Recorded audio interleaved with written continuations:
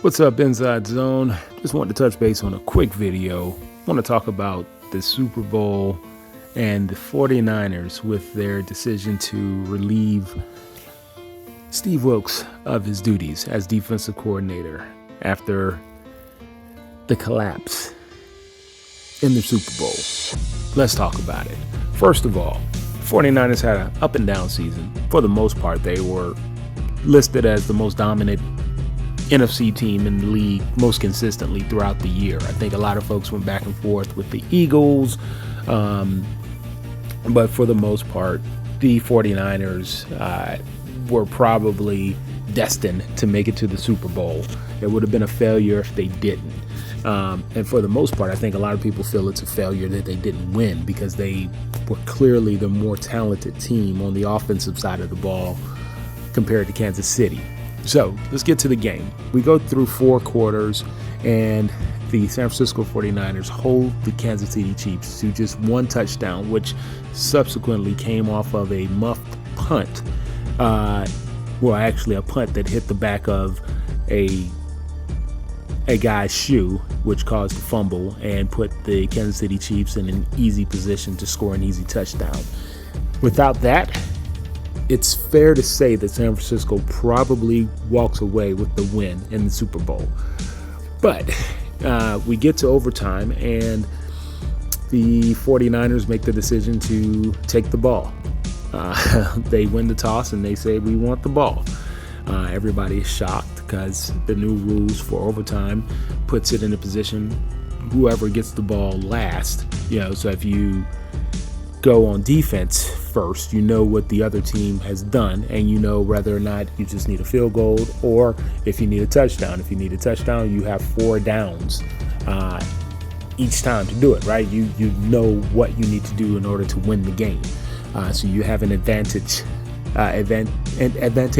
position if you defer and go on defense. Nonetheless, Kyle Shanahan didn't know, and he takes the ball. They get a field goal, so they couldn't score a touchdown. And Patrick Mahomes then takes 4 downs.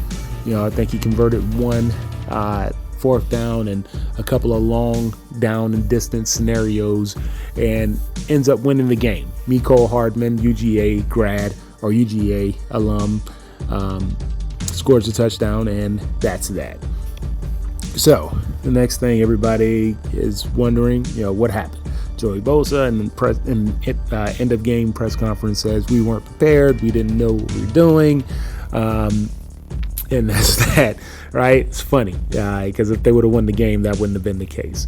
And then the following day, I think on a Tuesday, Kyle Shanahan decides to notify the media that he is letting go of Steve Wilks because they would have won the game and had a better season if Steve Wilks was not the defensive coordinator and he doesn't fit their system of what they're trying to do.